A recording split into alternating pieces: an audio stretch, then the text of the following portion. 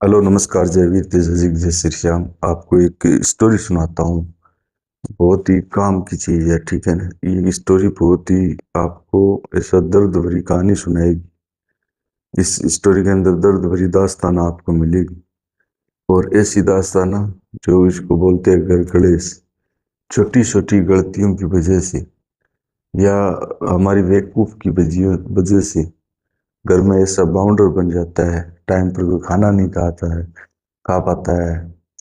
पढ़ने वाला बच्चा टाइम पर पढ़ नहीं पाता है। नौकरी करने वाला टाइम पर ड्यूटी नहीं कर पाता है। खाना बनाने वाली महिला घर में खाना नहीं बना पाती है।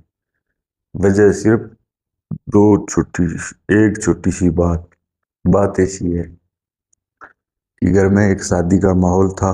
अच्छी शादी थी, ठीक है। तो शादियों में क्या होता है कि रिश्तेदार परिवार सब आए हुए होते हैं, और हंसी मुश्किल चलती रहती है परिवार में।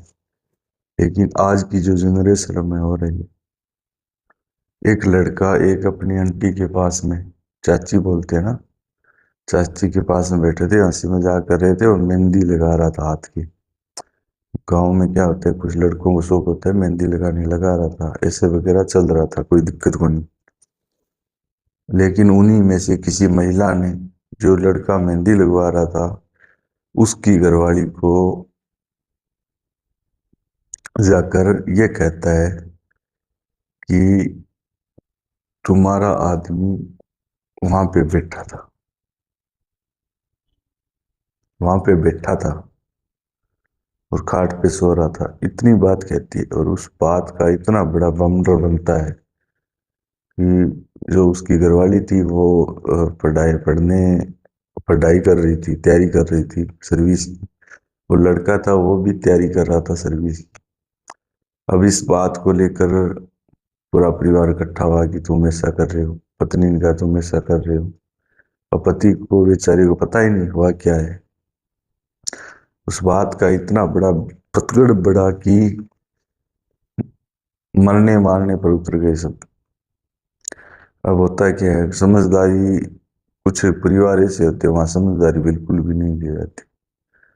उस महिला को, जिस महिला ने कहा तो उसने उसको कह दिया उसने उसके। और महिलाओं की एक समस्या होती है, बात सच्ची हो झूठी, यदि कोई कह देता है तो वो उसको ला लगाने में बाकी नहीं रखती। और उस महिला ने, किसी महिला ने, उन्हीं के परिवार के महिला ने आगे आगे ये चर्चा फैला दी। वहां पे सभी इकट्ठे हुए। लड़के से पूछा गया, लड़के ने बोला ऐसी कोई बात नहीं थी, मैं नहीं था। लड़की बोल रही है तो झूठ बोल रही हो। और घर में हो गया क्लेश। और लड़की, वो ठीक है, वहां से तो वो निकल गए, शादी का मैटर तो पूरा हो गया, 5-4 दिन हो गए। अब लड़की और कहीं पढ़ाई करती है, लड़का घर पर रहता है, और माँ बाप अपने हिसाब से कोई काम वगैरह करते हैं। अब क्या हुआ, लड़की टाइम पर पढ़ने, जैसे पढ़ने बैठती है तो उसको वही बात याद है, क्योंकि महिलाओं का दिल अपने पति के प्रति बहुत मजबूत होता है। लेकिन यहाँ पे महिलाओं में बड़ी कच्चाइत होती है कि कोई महिला ये कहती कि तुम्हारा पति ऐसा है, फिर महिला के बाकी नहीं रहती। इस चीजों पर महिलाओं को विशेष तो ध्यान रखना चाहिए। लड़का, इस मैटर की वजह से उसका एग्जाम था आर्मी का, वो नहीं दे पाया तो वो डिप्रेशन में चला गया। उसको ये लगा कि यार मेरी पत्नी मुझे इतना बार मेरे बारे में ये सोच रही है, और मैं ऐसा हूं नहीं। पत्नी ये सोच रही है कि मेरा पति ऐसा है। शादी हुई थी नई नई, 3-4 महीने हुए थे। अब क्या मिला उस परिवार को, अब उस मैटर को कैसे सोल्व किया जाए। अभी तो ये मैटर सोल्व हो गए, ठीक है, लेकिन आप इस मैटर को कैसे हल कर सकते हो, कमेंट करके बताइए कि इस मैटर का क्या समाधान होना चाहिए।